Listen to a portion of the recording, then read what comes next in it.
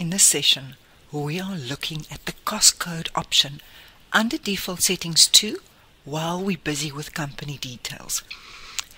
This option will allow you to enter a word, a 10-character word, where none of the letters that appear in the word is repeated. So you've got to find a word where each letter is only used once.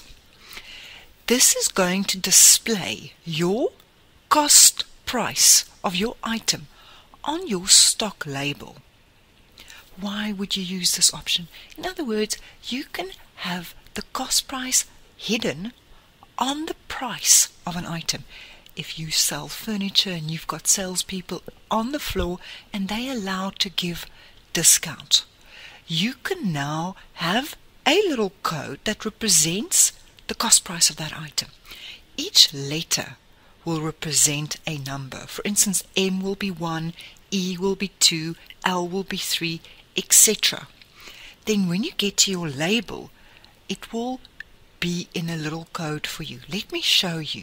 I'm going to close the default settings 2 option under company default. And we're going to say stock report. And we're going to click on our stock label printing. If I click on preview here, you will see I don't have a cost code on my label yet. So what you've got to do is you've got to click on design, and you've got to add the cost code field onto your label.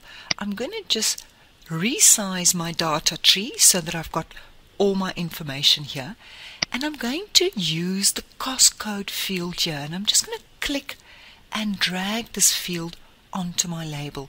If I click on save and I preview my label, you will now see that we've got a little code here. In other words, this will be the cost price of my item.